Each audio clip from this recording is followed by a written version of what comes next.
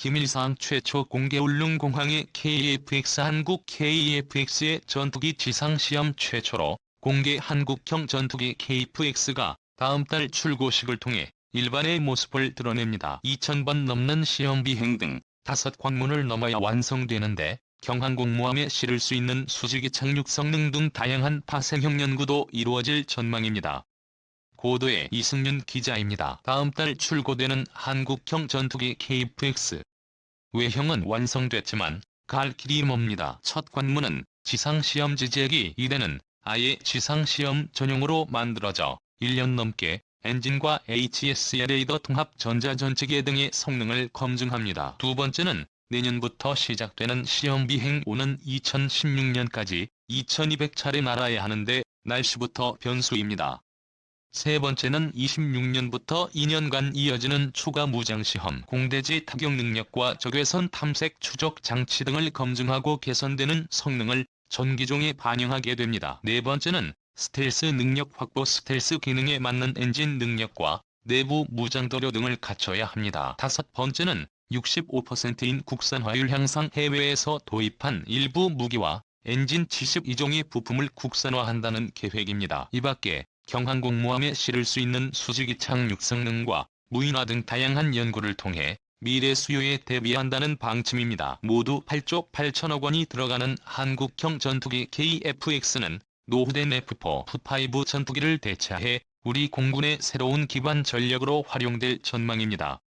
인기 KF-12 구조 시험, KF-21 구조 시험을 위한 전용 건물로 2m 2당 30톤의 하중을 버틸 수 있도록 견고하게 설계되어 있는 곳이다. 구조시험은 설계와 제작 재료 등의 적합성 및 강도를 입증하는 시험을 일컫는다. 구조시험은 크게 구성품 구조시험과 전기체 구조시험으로 나누어져 있습니다. 부상품 구조시험은 장기체 구조시험으로 검증하기 어려운 부분을 별도로 떼어내서 시험하는 것을 일컫습니다. 파일이란 수평 및 착륙장치 장착도 이런 부분을 구성품 단위로 나누어 시험하는 거지요. 장기기체 구조시험 안에는 지상진동 시험, 비행 하중 보정 시험, 정적 시험, 내구성 시험 등이 포함되어 있습니다. 항공기가 비행하기 전 설계와 해석을 바탕으로 제작된 항공기가 구조적으로 건전한가를 확인하는 과정. 현재 KF-21은 6대의 비행 시제기가 제작됩니다. 이 중 1호기로 지상진동 시험을 수행 중이며 2호기로 비행하중 보정시험을 준비하고 있습니다. 또한 2대의 구조 시제기가 별도로 제작되어 ICT 시험, 전기기체 내구성 시험을 수행할 예정입니다. 구조시험팀은 해석팀들과 유기적인 협업을 통해 전기체 시험을 준비 중이며 국제적으로 구조시험 능력을 인정받기 위해 KU의 레이에스 국제인증 획득도 준비하고 있어요. KF-21이 구조 안전성을 입증할 전기 재정적 시험, 항공기 설계 이후 구조물 해석을 통해서 구조물이 실제 비행 중에 겪게 되는 하중을 견디는지 확인합니다. 이걸 시험을 통해서 해석한 결과대로 구조물이 건전한지 확인하는 작업이 바로 전기 재정적 시험이에요. 실제 비행을 하는 기동 조건들이 수백 개가 있는데 그중 특정 구조물에 가장 크게 작용하는 하중 조건을 식별해서 그 조건에 대해 테스트를 하는 겁니다. 이 시험에는 실제 설계된 하중의 일정으로 배를 부과하는데 그 상황에서 심각한 파손이 발생하면 안 된다가 저희가 구조해서 부서로부터 받는 요구 조건이에요. 만약 파손이 일어나면 설계 변경을 해야 하는 경우도 있기 때문에 이런 부분을 확인하는 건 매우 중요하고도 절대적입니다. CT 시험은 KF의 구조시험 중 가장 큰 규모의 시험이다. 180여 개의 하중부가 장치와 3200여 채널의 데이터가 실시간으로 통제되는 난이도 최상의 시험이며 이 시험의 성공적 종료는 KF-21 개발 과정 중 이 큰 산을 하나 넘는 것이라고도 말할 수 있다. 비행 하중 보정 시험의 목적은 비행 시험을 하기 전에 항공기에 장착된 센서들을 보정해서 DB를 만들어 놓는 것입니다. 그렇게 만들어진 DB는 비행 시험을 하면서 실시간으로 들어오는 하중을 모니터링하는 데 활용이에요. 실제 비행에서 예상되는 하중들을 지상에서 부과하면 그에 따른 센서 값들이 출력되는데 그걸 DB화하고 보정식도 같은 방식으로 만들어서 준비를 해놓는다. 항공기가 비행을 할 때는 공기의 저항으로 항공기 구조물이 하중을 받게 되는데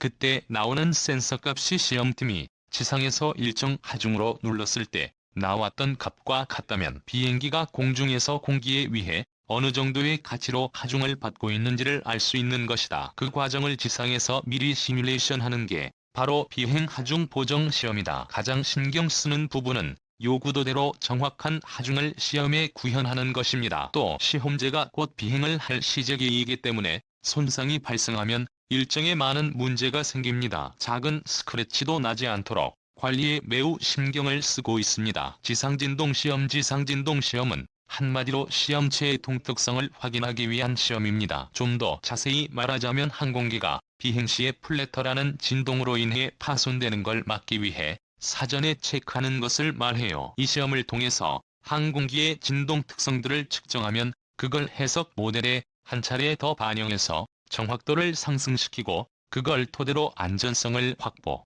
그 이후에 비행시험이 차질 없이 이루어지도록 하는 것입니다. 지상진동시험은 다른 모든 비행 시제기를 활용한 시험이 그렇지만 일정이 매우 중요하다. 지상진동시험 이후에 계획된 시험들이 줄줄이 늘어서 있기 때문에 맡은 시험을 빨리 일정 내에 끝내줘야 차후 일정에 문제가 생기지 않기 때문이다. 지상진동시험이 KF-1의 비행 시제기로 하는 첫 구조 시험입니다. 시험 장비들이 KA-21형으로 제작되어 나온 만큼 저희가 설계 제작한 시험 장비들이 원하는 만큼 성능이 잘 나와서 문제없이 시험 데이터를 잘 획득할 수 있도록 노력하겠습니다. 참 울릉공항 2025년 개항자질 안된다. 오는 2025년 개항을 목표로 추진 중인 울릉공항 건설 사업에 이상 징후가 나타나고 있다. 지난 5월 착공에 들어간 울릉공항 건설 공사가 이달 들어 갑자기 중단된 것은 공항 예정지 바닷속 지방공사에 투입할 케이슨 공급이 철근 공급 부족으로 늦어진 데다 사석과 원석 투입에 따른 환경오염 문제가 제기됐기 때문이다. 높이 39m, 폭 37m, 길이 4,510m 위 케이스는 아파트 13층 높이로 제작되며 케이스 외벽과 바닥에는 철근과 시멘트가 혼합돼 만들어진다. 또 케이슨을 투하하기 전에 바다 속 노면을 평평하게 기초공사를 마무리해야 할 사석과 원석 투입 과정에서도 문제가 발생했다. 지난 5월부터 투하된 사석 속에 투분과 불순물이 많아 주변 바다를 오염시키고 있다는 지적에 따라 최근 해양경찰 등이 해양환경법 등을 적용시켜 수사에 나선 것도 공사 중단의 한 원인이다. 울릉공항 건설 공사는 전체 부지만 455제곱미터 가운데 해상 매립 부지가 25만 9,091위로 절반 이상을 차지한다. 육지에서 선박으로 사석을 반입해야 하고 울릉공항 예정지역 인근 가두봉 일부를 설치해 바다를 매립하는 공법으로 진행된다. 울릉공항이 2025년 개항 차질은 특단의 취지를 취해서라도 막아야 한다. 철근 수급이 안 돼 케이슨 제작을 못해 그렇다면 철근을 우선 공급하는 특단의 조치를 취해야 한다. 이는 단순히 관광객을 유치하고 울릉 주민들의 삶의 질을 개선하는 것과는 차원을 달리하는 문제다. 일본은 수년 전부터 신형 전투기를 동해 연안에 배치했다. 일본 항공자위대가 얼마 전 신형 F-로 대해 전투기 한 개대들을 이시가 와현에 있는 고마츠 기지에 배치한 것으로 알려지고 있다. 또 헬기 호리함을 경항공모함으로 개조해 동해 등지에 투입하려는 구상을 구체화하고 있다. 이 같은 일본의 독도 침탈 계획 울릉공항의 빠른 완공 필요성을 높이고 있다. 울릉공항은 표면적으로는